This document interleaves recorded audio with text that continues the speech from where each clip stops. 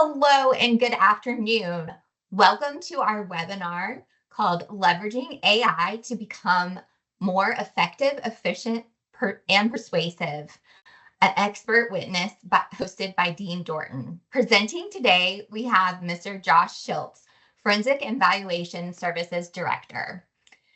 The session this afternoon does qualify for 1 hour of CPE and CLE credit.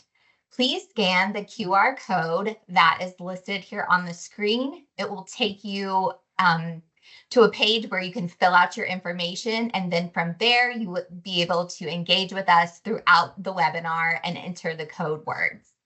Please note you must enter all 3 code words to be eligible for the CPE credit.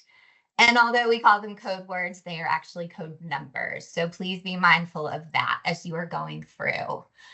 We will be taking Q&A today during our session. Please use the Q&A feature at the top of your bar to submit any questions that you might have. And without further ado, I give you Josh Shilts, who is recently recognized by Forbes as one of the top CPAs in valuations. Thank you, Sarah. Thank you, everyone, for joining. This is definitely a topic that is a current event, but I wanted to take this differently than I think most people are seeing out there in presentations, at least what I'm seeing. So, as some of you may or may not know, my background is forensic evaluation services. I provide litigation support. I've testified over 100 times in a variety of matters. And I'm like a lot of professionals today, struggling with workforce capacity, struggling with learning new tools and resources, and, just trying to get through our day. I was lucky enough, though, that when I joined Dean Dorton, they gave me Copilot. And, I had heard about ChatGPT. I had heard about all the different AI tools, but I hadn't really put it into my toolbox. I was aware of it. I would do the occasional pick up my phone and ask it a question.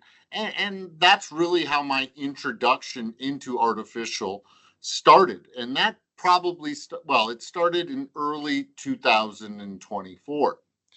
And over this last 18, 20 months, like many of you, I keep learning about AI. I mean, yesterday I was watching the US Open, and they were promoting an app at the US Open and how it uses artificial intelligence to keep scores and tracks all the way down to proper pronunciation of names.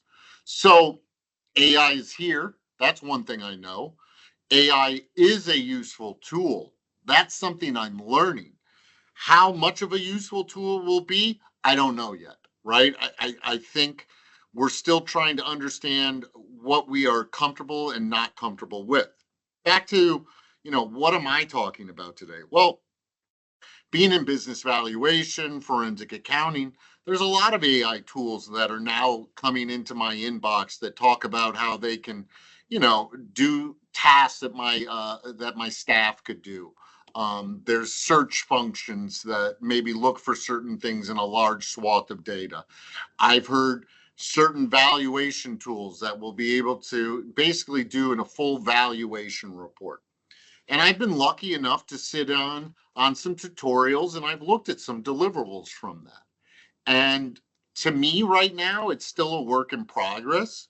I think some of the tools have the right thoughts. They're just not there yet because there is a human element to that, to the things we do, whether it be communication, whether it be an observation. There's just different things. Now, what I have come to realize is that AI is something that I plan on utilizing to make me more effective.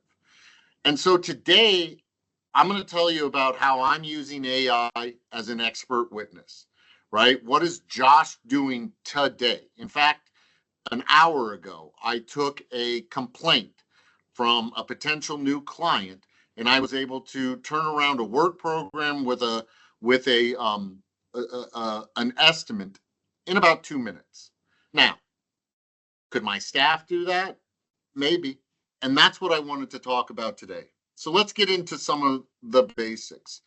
Um, the role of an expert witness. Listen, as an expert witness, number one, you want to be independent and you want to be objective. Number two, you want to be credible. A lot of what is being talked about in AI out there right now, at least that I'm seeing in the legal realm, talks about how people are utilizing AI basically in the role of a professional or someone else.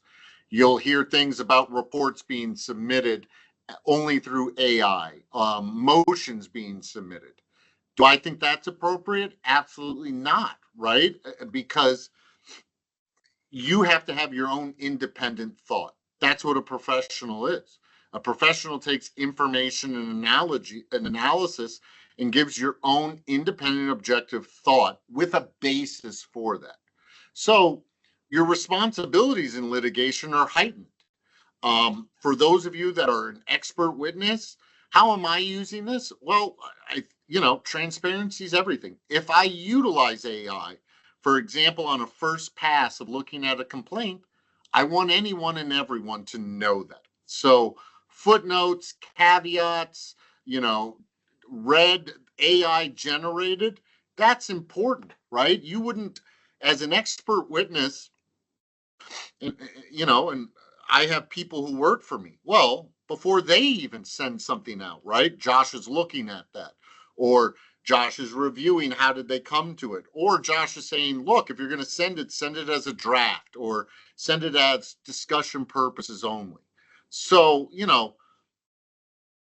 responsibilities haven't changed. Some of the common challenges in testimony preparation, AI has been able to help me. Again, I joined Dorton a little less than a year ago, and one of the first things I loved was I had partners now who, if I could go and call, and if they had a problem, they could help it. Well, I also recognize that, particularly with expert witnesses or individuals that have to deliver, whether that be through an oral report or a written report, that anxiety is always resting with us, right? And so, how can AI help me? Well, AI is answering all the what ifs and the hypotheticals that I am going through in my day to day. I don't know how many of you have had to prepare for testimony, even if you are on the call today and you have to prepare to depose somebody. But what AI is helping me do is ask a lot of hypotheticals. And instead of going through, spending a lot of my time on wasted energy wondering what ifs, I'm able to address those directly. Last, what AI has done, right? It, accountants are bad writers in a general sense. And so AI allows, right, you to improve your writing, to make sure the message that you want to send is true and correct.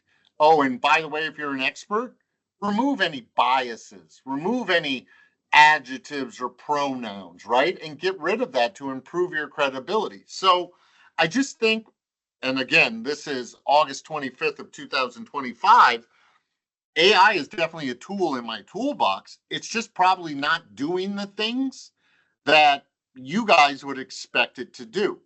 AI right now is helping me understand roles in litigation. It's helping me prepare to find where is holes in my analysis, or what have I not considered in what it is I need to be doing.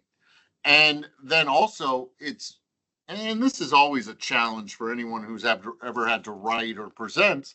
Am I getting my message across the right way? I may write something, and next thing you know, I'm reading it, or someone else is reading it, and it's completely opposite.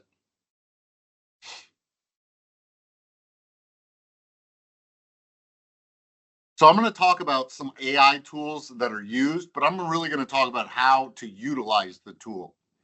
Um, as I said, where can these tools be used? Right now, they are not in the analysis function.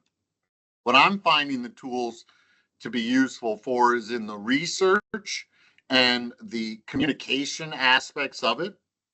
I have started to dip my toe into the analysis, but the samples that we've run on that, they've turned back to be not great.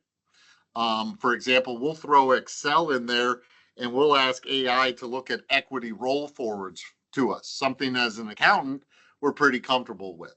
But technical enough, it wasn't as simple as 1 + 1 = 2. AI failed us on that one. Now, I say that because everything that AI produces is not the Bible. Boy, it's far from that. It is like me having a staff or a senior next to me and handing off some of those tasks and then providing me with information. All right. So, what is it doing? It's making me more efficient. But there's concerns about that as well, too. And I do want to address that. If I become more efficient, do I take on more cases? Well, at what point in time does that break? And so I was listening to someone talk about how AI is making us more efficient. But if you look at the bottleneck of cases that are in America in various jurisdictions, it could be that we're just putting more powder on that dynamite. And that's why I talk about all of us on here need to start looking at AI as a complement to human expertise. And what do I mean by that? Well, let's go and get our first code word.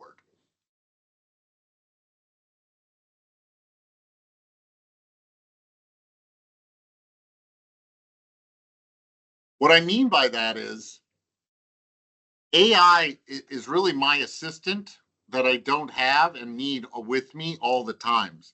I tell a lot of people that work for me now, I was lucky that when I started out, I actually had to follow my boss around. And I had to do a lot of the tasks that they asked me to do. Well, because of a plethora of reasons, right? And going back to that, I'm down some folks. So what I'm starting to realize is I'm pretty dangerous when you put AI in someone like me. And it's not because of anything else except that I have experience in education. That experience in education allows me to prompt correctly. That is the secret sauce. I would tell everyone on here the first class that you should take in AI is learning how to do prompts. Okay? Once you know how to prompt correctly and you can get better at it, all of the preparation, quality control activities that AI helps me with will become at your disposal. See, the thing about AI will never replace anyone for valuations because AI will go through and they'll do a valuation, but AI can't tell you where the ebbs and flows are. AI can't tell you where the risk components are. What you still need is the professional. And I think that holds true in all professional services that are bound by years of education and experience. I think of healthcare, the law, finance, etc. Okay? But and again, this goes back to kind of, we've been living in work from home, hybrid environments. That has supposedly made us more efficient, right? And everything that we're hearing about AI right now is it's going to make us more efficient. That's just everyone basically saying you're going to be able to do more work with less. And I don't know if that's the case. Okay. I don't, I think that breaks. But I do know that AI is allowing me, right, to communicate better and to get some certain, what I would consider blocking and tackling done as the role of an expert witness. What is that? Well, the first thing that I have to do in any forensic case or valuation case is I have to deal with document review. And I can tell you that documents come in a variety of different formats, whether that be PDF, whether that's being uploaded onto a shared file, whether that is, sending it to me in email. I'll also tell you that 9 times out of 10, I'll ask for a certain set of documents.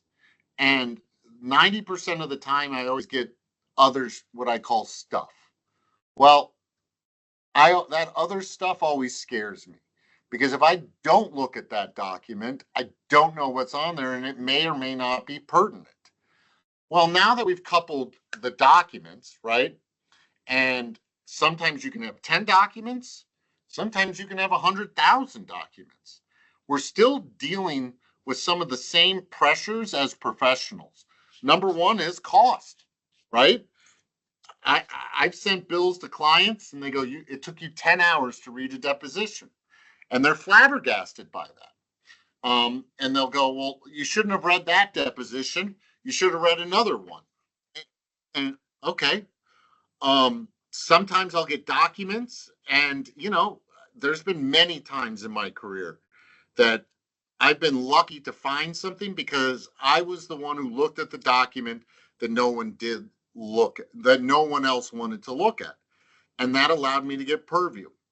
Well, with AI, if someone sends me 5 deposition transcripts and they're asking me to have an analysis done in 3 weeks, and I know I got to get through depots, I can start doing some of my risk assessment on those documents.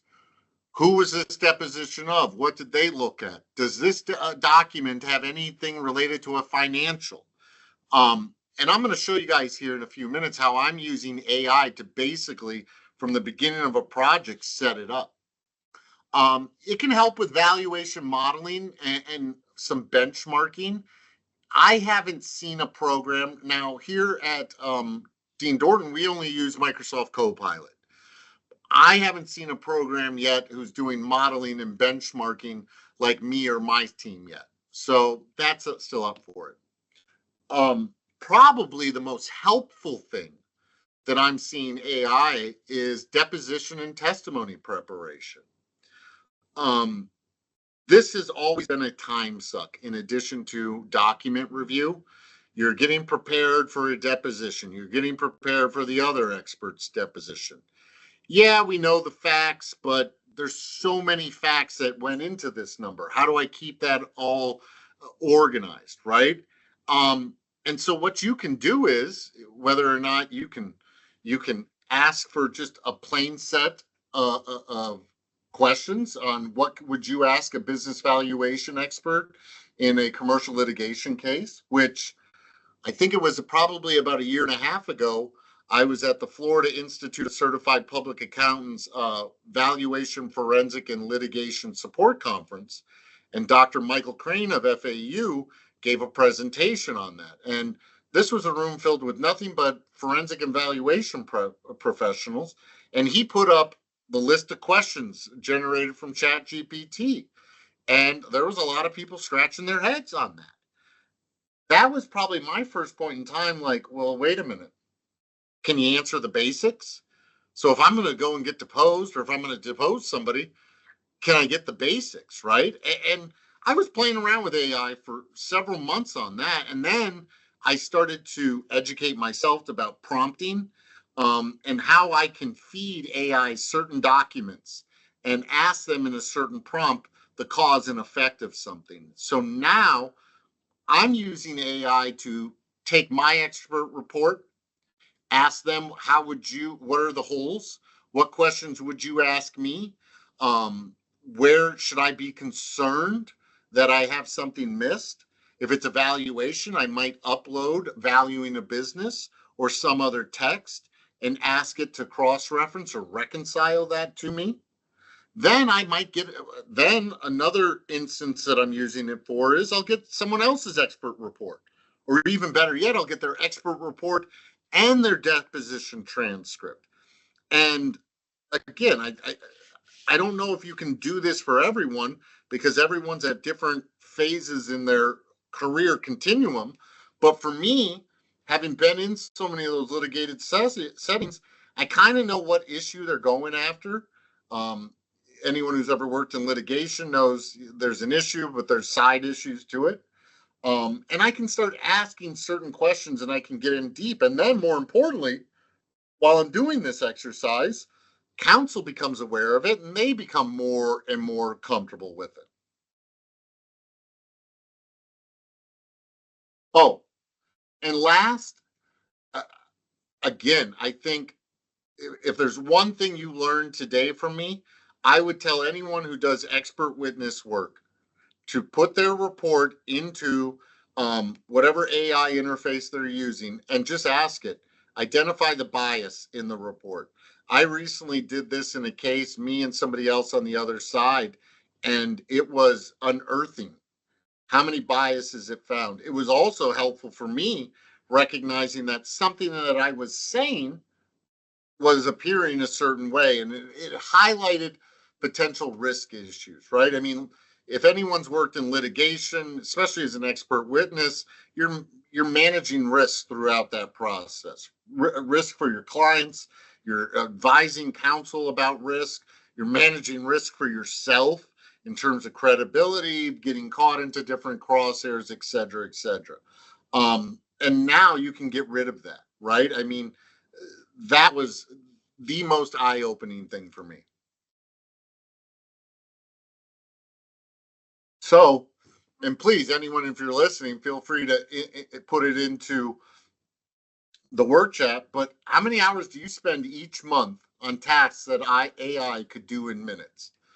And I'll tell you, for probably the last 3 minutes, I think AI is saving me on average hour and a half, 2 hours a day, because long, the 10 hours to read 2 depositions is now done quicker. And you go, well, Josh, you're missing so much information. No, I'm not. Number one, I know what the deposition was about, and so I want to get onto those specific items. I then can have AI, again, if you're good at prompting, summarize it, right? And so what are you looking at? What is the facts of something? How do I utilize this tool to make me faster in doing the everyday things that I do? And the everyday things I do that take up a lot of my time involve reading hundreds of pages of documents, looking at, hopefully finding, oh, I don't know, 2 or 3 lines of good stuff in there, right? Or I read a deposition and I come to find out half of the time it wasn't even relevant to me. All right. Um, Another way that AI is helping me is as far as finding out, where quality control. How can I quality control better? How do I not have to start and basically recreate something? AI involves that for me. So I'm not using AI to replace anyone. I'm using AI to augment and enhance what it is we are already doing. And I would tell everyone, and anyone who's ever heard me speak in the past, that if you're under the ages of 50, you better start doing it, because workforce constraints are driving AI adoption. Okay. The US labor market is facing increasing pressure from population constraints and skill shortages. I've been in the, I've been, I graduated college in 2005. When I graduated with my accounting degree, I still hear the same things I hear from the American Institute of Certified Public Accountants. The pipeline is dwindling. There's less and less people coming into the profession. I guess what really piqued my ears, if you will, was the great resignation that happened during COVID. And I started hearing more and more about baby boomers. And living in Florida, you see it. You saw retirees coming down, you saw people taking early retirement. And then you start reading about that generation, right? Because during that time, if everyone remembers, in 2021, even into 22, and up till now, you're having trouble finding people. I mean, restaurants have struggled to replace, and that's, a domino effect of some other things. But the fact is, when you take the largest numbers of our workforce and they start going off, and we haven't replaced one to one from worker to worker because birth rates were not as high, right? People are living longer. I mean, that's a whole topic in itself. This is what we're left with. We're left with the fact that there is only a couple handful of people under the age of 50 that have this experience and do what I do. And the troubling part for those, because I'm very friendly with my colleagues at my age, like, and what are we dealing with it? There's not a plethora of applications out there. And a lot of the tasks that I used to ask somebody to do, they don't want to do that now. It's boring, it's repetitive. And so AI is helping me augment the human expertise, right? Not replace it. It's places that I would get stuck in an engagement, I can get through quicker and faster. Also, the biggest benefit for me, and I've always struggled with this, is everything's in my head. How do I communicate this to my team? But I'm in a litigation setting, so everything's discoverable. AI is helping me do that. So some more things that I want everyone to be aware of. So we went from 2.9 working age. Now we're down to 2.2. 47% of U.S. employers identified the aging and declining workforce as the top trend. It's restricting labor supply growth, forcing firms to compete more aggressively for talent. As I let you guys go through here, so what does this mean? Well, it means unless there is just an uptick in higher education applications, the help isn't coming. And I think that's what I started recognizing in 2021 and 2022.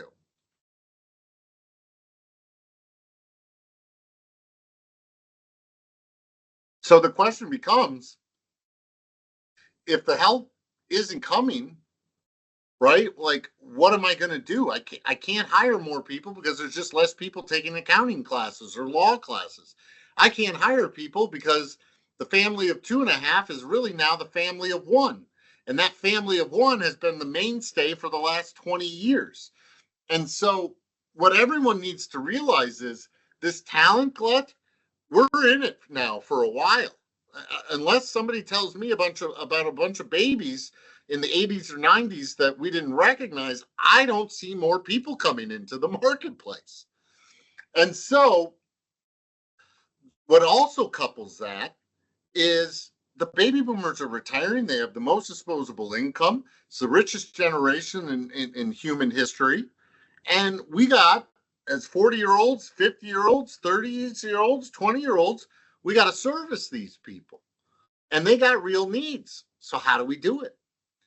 And 2-3 years I was wondering, and now AI's come into it, and I'm recognizing finally the light is here.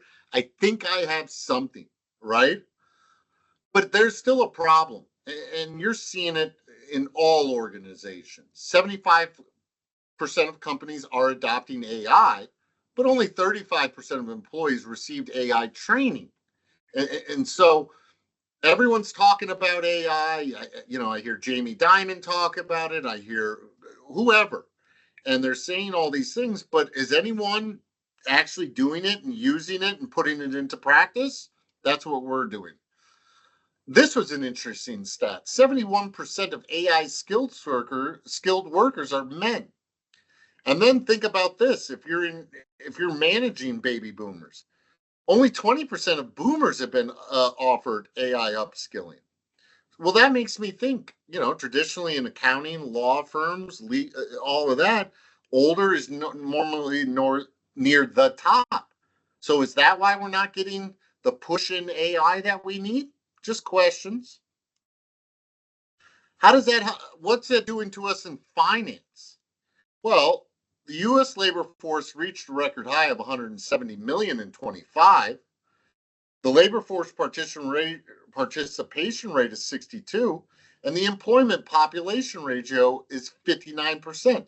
But that's stable engagement, right? Nothing here is really going up and above that. Here's the start that's been in front of me for many years. 75% of CPAs are preparing to retire, creating a major experience gap in the accounting profession.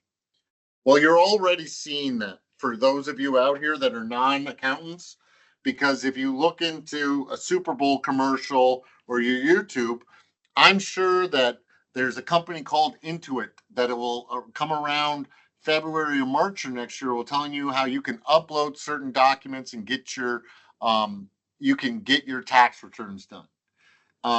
And if you've gone to a local CPA provider and you can cost compare that to what some of these digital products are, it can be 20 cents on the dollar. So we've been dealing with this in my profession since I've been here. General labor market trends. Okay. So I think I've proved my point, right? We don't have enough workforce. The supply of workers is diminishing, but the demand for professional services continues, and in my estimation will increase. Why is that? The number one buyer of products and services will be the baby boomers because of their wealth hold. They are also becoming more educated through online, right? They are on YouTube, they're on Facebook, they've heard of AI. Okay, so they're going to start asking. But now when they call the firm, instead of 5 people to do it, there's only one. So I asked AI to start showing me some different scenarios. But let's just get in there and do it. Bear with me a second.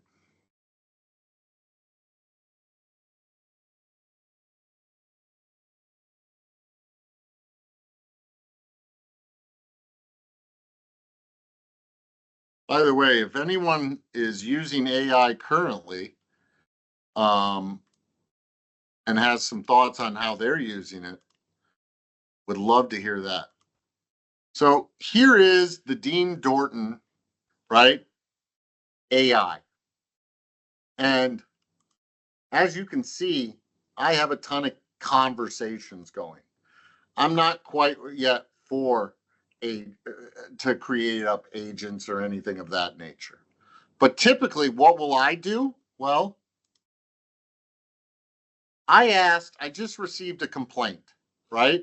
And I will go through this as fast as I can. I uploaded it. And in a matter of minutes, it told me the case overview, the key allegations in the complaint, the damages claimed, and where my role might be, right? That's pretty powerful stuff.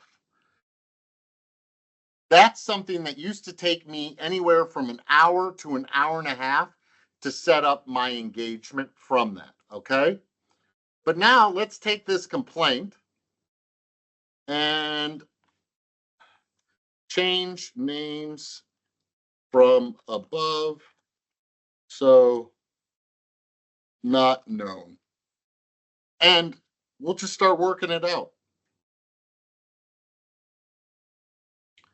Because I asked AI to build me like a deposition transcript or a complaint, and everything that it was giving was only like 5 or 6 pages. And I saw some of the people on here, and they're going to expect me to do better. So, without divulging any information, right? Like, how can we go about and do this is what I was trying to get to. And of course, it is taking it longer than it needs to.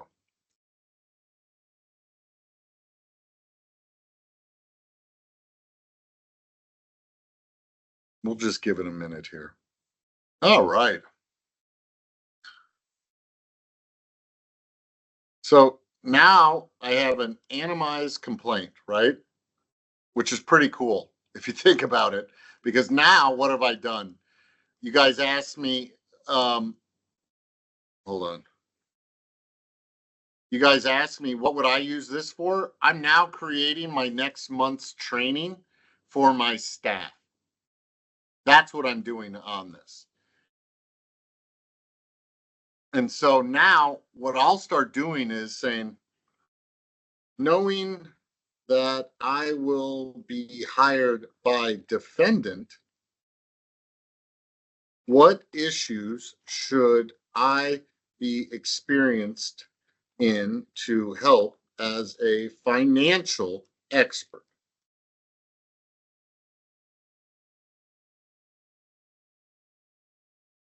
defending the firm's billing practices, contract compliance, and professional conduct. And AI goes out and it gives me this, right? Which is great because this is stuff that I would have to write and put it immediately when I started working with AI. I go, oh, this is great. So now my next questions are based on complaint, what documents should I request? Also, now let's just start there.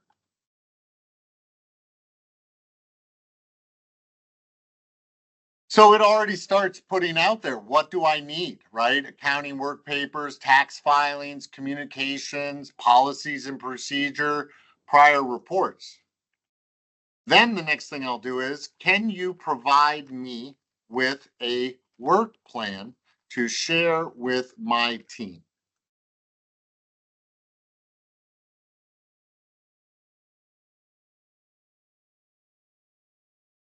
And so what have we done? We have our work plan. It's all put together. What do I need to do? I just now at this point in time, put it in Excel, right? Whatever it is that I need to do.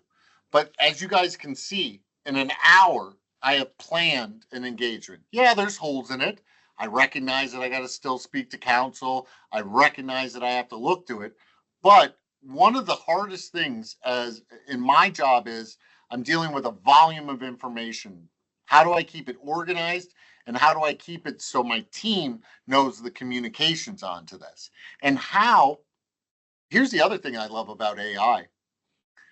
My team can now take my AI transcript and they understand my thoughts. Why did Josh ask that question? What was he looking for there? Because listen, if you come and work at Dean Dorton in our FES, you're probably smarter than me, right? We all know 1 + 1 = 2. The only thing that I'm good at is anticipating litigation risk and knowing how to manage that because I've been around it long enough. So I know what questions to ask and when they're coming into it, type of a thing. And that's always been hard for me to communicate to my team, to really impress upon others. And what I loved about AI is instead of them having to, that person, right? When I was a puppy accountant, I literally followed my boss around Miami for 3 years, right? And being in that room allowed me to know what questions Barry or Tony were asking, right? Well, that doesn't happen all the time now because we have less people. So guess what? When somebody from Oklahoma who's got every initial behind their name that I could want wants to work for me, I jump on that. But how does that work? Well, now AI, they can read my thought process. Last week, we were working on a damages analysis, and me and my partner were working on a report. Partner had an idea in a report. They went through it all, blah, blah, blah, blah, blah, right? And they produced it. I just went in there. I knew one case fact, and I asked, how does this fact, what does this fact do or not do to the report, right? And guess what? It gave me a complete analysis. And then I asked it for legal sites and all of those things. So what I'm finding about AI, it's making me, with all this years of information and experience, I can be faster in dispelling that, and I can show others what it is I'm doing. Now let's talk about this discoverable thing. I've never understood why people are so afraid of being discovered. I'm an open book, right? And so, in my opinion, I'm okay with someone wants to know what I was thinking or why, right? Because I'm independent and objective. I'm not trying to pull the wool over it. And that's why those prompts, I can let my entire team look at that. Here's another thing that's helpful with AI. I go through that Q&A session with myself on a complaint, on a deposition transcript. Well, I'll tell you what I used to do when I marked up complaints and depositions transcripts. I'd print it out, take my highlighter, I'd highlight something. If I wanted to be real snazzy, I'd have a legal pad next to me and I'd put down the page number and the line and what my question was, right? Those types of things. And we still teach that. We still do that. You do need to know that. but I'd write maybe a note or something of that, underline it, right? Well, now I put that in there and I can get a complete summary. And out of that Word doc or Excel doc, I can create work plans off of that. I can identify documents. All I'm saying is AI is taking what I've built over my experiences and my education and allowing me to ask questions and do things that time constraints didn't allow me to do. You can now go ask that other question in your analysis. So that's a big thing that I would talk about. Let's talk about AI assisted report drafting.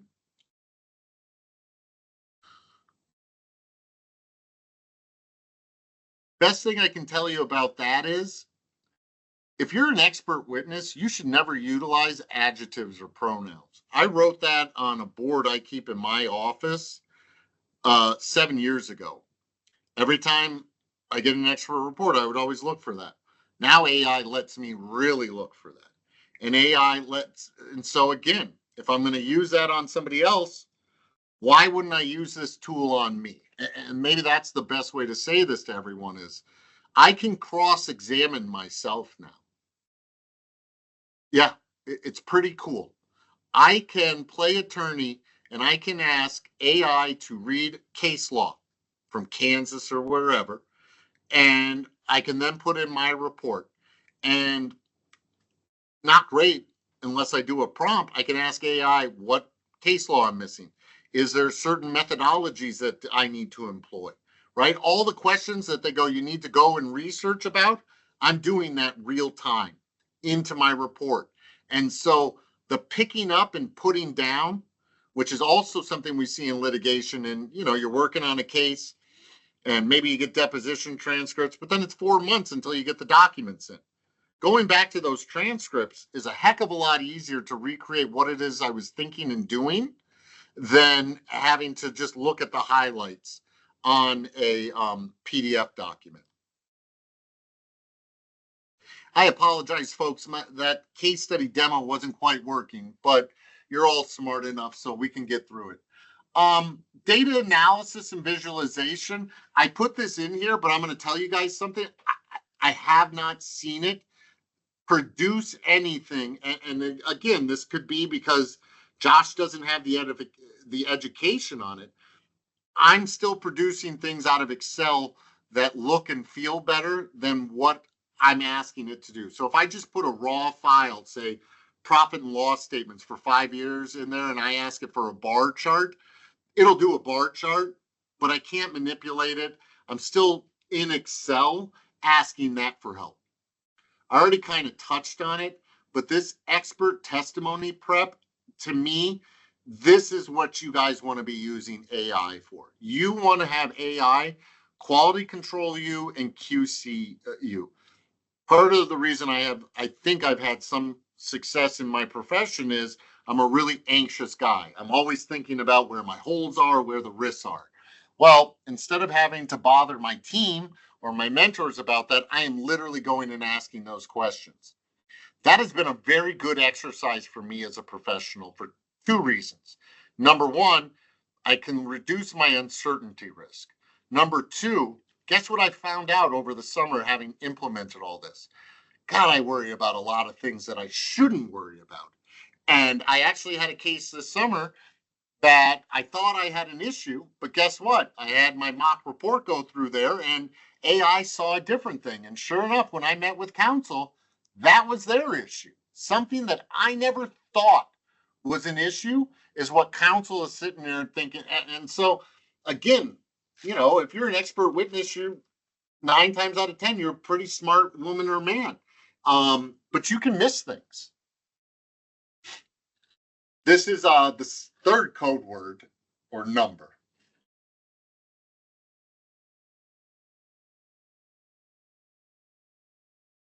Right. Email drafting. So I will get emails from clients, right? Or counsel. And I am impatient. I just want to respond. AI has made me say stop, because what I recognized is I write very bulleted, matter of fact, and it doesn't have all the color that maybe I need to present in an email to staff, or the tone getting across to client or counsel about how serious I am about something. Um, AI can take 2 or 3 bullet points, right, and completely flip that on the face. So let's do that one. All right.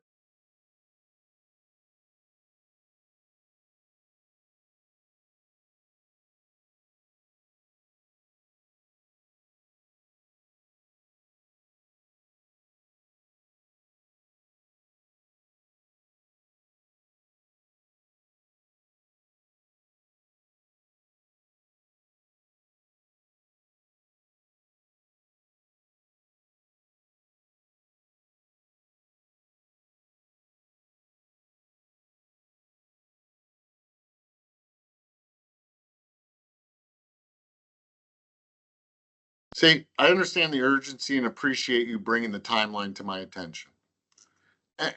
I wouldn't have said it that way.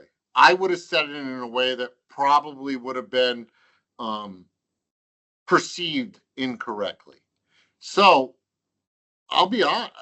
Another thing that AI has really opened my eyes up to is understanding tone. And I think those of us with a financial background, that's something that we can get better on. So let's not forget risk, ethics, and limitations when we are utilizing AI. Number one, confidentiality and data security. Dean Dorton, we only use Copilot. I know there's various subscription levels. Know about that. Where is my data? Is it in our data or is it somewhere else? That's something that could come across. Not that's just professional liability. Okay. Biases in AI outputs. Again, I think being, as an expert, we're not in the trust business. Yes, AI is good, but is there a bias to it? A lot of times I'll ask AI, a question about maybe the before and after methodology and lost profits. And I'll give it some article that I know isn't quite up to what I would consider the comprehensive guide to economic damages. And AI can be biased, but then you can correct biases by the machine learning. Okay. And then obviously there's there's just no substitute for human oversight. At the end of the day, our clients, right, as much as we want to commoditize professional services, it still comes down to speaking and helping people to understand and make decisions. We cannot just make every single decision in life based upon a word prompt. So, my call to action to everyone is, what's one task you'll try with Copilot or AI this week in making your life easier? And with that, we open it up for Q&A, and we got some time. We got about a minute, but we got our CPE requirements in.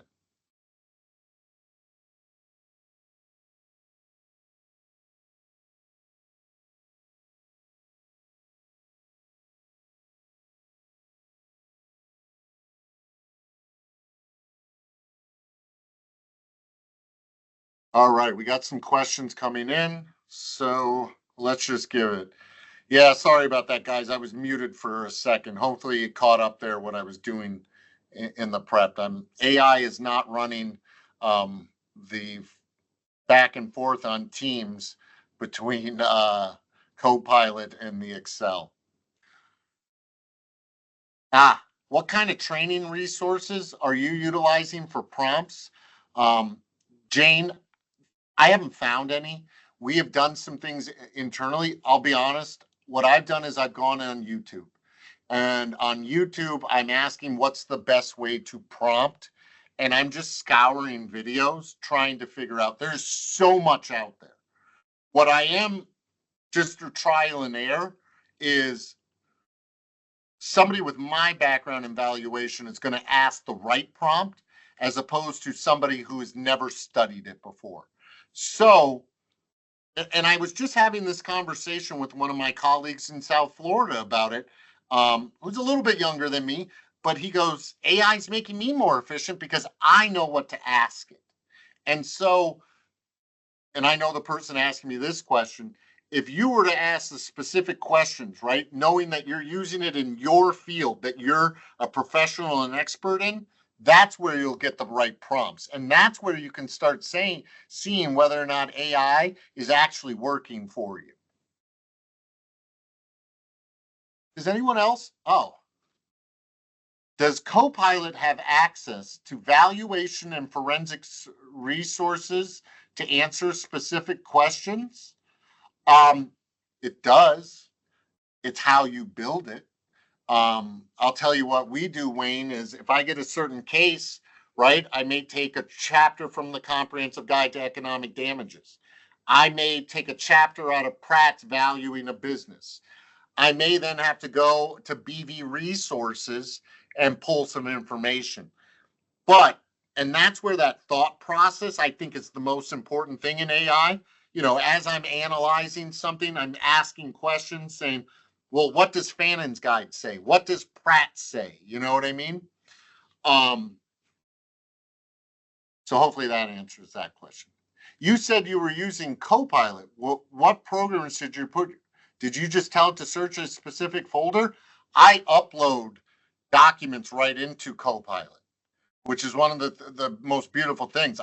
It's just like drop and place it. It's like a Dropbox, Jeremiah, and it just goes up there. I then have to tell it what to do. Like if I just put a complaint up there and write it summarize, it'll summarize it. Versus I received this from defendant's counsel who is asked to retain me potentially as an accounting expert. As an accounting expert, I would like to know what types of issues so I can better ascertain what scope, right? And so it's helping me get the client delivery further down the line. Got some more questions coming in, Sarah. I see that.